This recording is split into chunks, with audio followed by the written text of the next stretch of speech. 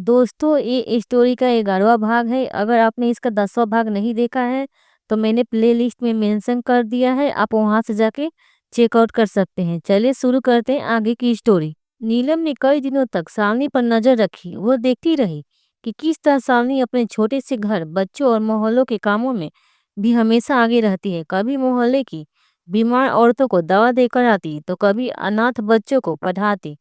उसकी आंखों में थकान होती, पर शिकायत कभी नहीं। एक दिन नीलम ने देखा, बारिश हो रही थी, रास्ता कीचड़ से भर गया था।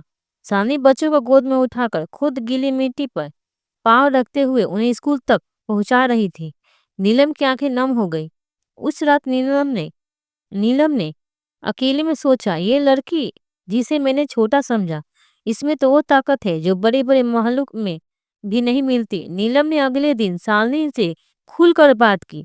सालनी, तुम जानती हो, मैं तुम्हें पहली बार देखकर समझ गई थी कि तुम मेरी दुनिया का हिस्सा नहीं हो सकती। लेकिन अब मैं देख रही हूँ कि तुम मेरी बेटी को इंसान बनाया है। तुम्हारे प्यार ने उसे वो दिया जो मेरी दौलत कभी नहीं दे पाई। सालनी चुप रही, बस आंखों में आंसू भर आए। नीलम ने उसका हाथ थाम लिया। अगर तुम तैयार हो तो मैं तुम्हें अपनी बहू मानने के लिए तैयार हूँ। जब निशांत ने यह सुना, तो उसकी आंखों में खुशी के आंसू छलक आए आए उसने सामने की ओर देखा और मुस्कुराकर कहा, देखा, मैंने कहा था ना, तुम्हारा सच सबको बदल देगा। सामने ने मुस्कुराते हुए सिर झुका लिया। उसके दिल में अब कोई डर नहीं था, बस एक सुकून की। उसका प्यार अब पूरे परिवार और समाज के सामने सच्चाई की तरह खड़ा है। नीलम ने सालनी को बहू मानने की हामी भरी तो पूरा घर जैसे खुशियों से झूम उठा। निशांत पहली बार अपने परिवार और सालनी को एक साथ देखकर राहत की सांस ले रहा था। शादी की रस्में शुरू करने से पहले मंगनी की तैयारी हो गई। सिंघानिया हाउस के बड़े बड़े हॉल में लाइटों की सजावट होने लगी।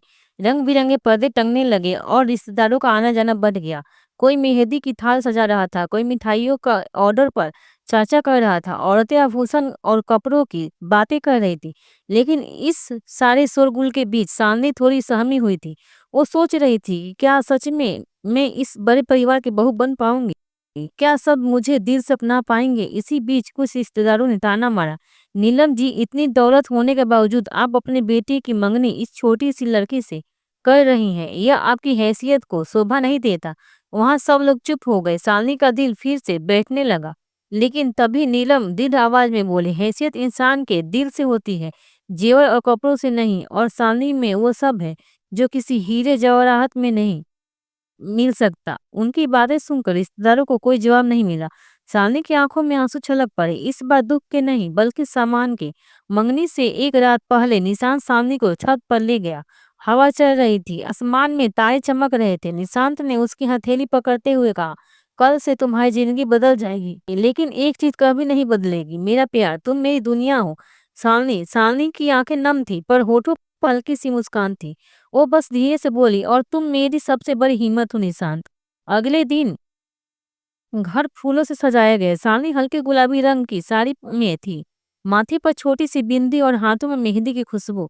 वो किसी परी जैसी लग रही थी। निशांत क्रीम कलर की शेरवानी में जैसे अपनी दुल्हनिया का इंतजार कर रहा था। पंडित जी ने मंत्र पढ़े और जैसे ही दोनों ने एक दूसरे को अंगूठी पहनाई, तालियों की गड़गड़ाहट से पूरा हॉल गूंज उठा। नीलम ने आगे बढ़कर दोनों को गले लगाया और कहा, आज से तुम दोनों की कहानी सिर्फ तुम्हारी नहीं बल्कि पूरे परिवार की इज्जत है।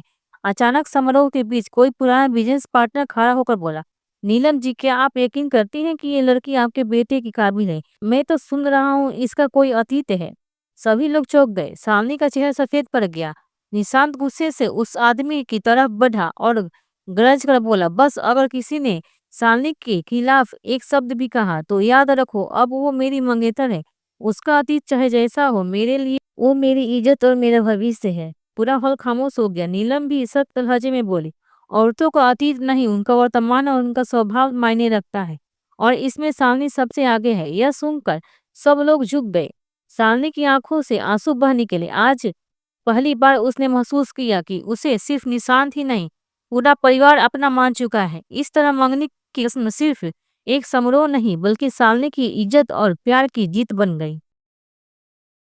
हेलो दोस्तों, अगर आपको इस स्टोरी का अगला भाग देखना है तो आप मेरे चैनल को लाइक करें, सब्सक्राइब करें और शेयर करें ताकि मेरी वीडियो का नोटिफिकेशन आपको तुरंत मिले। बहुत ही अच्छी होने वाली है ये स्टोरी, आप इसे ज़रूर देखें, आपको अच्छा लगेगा।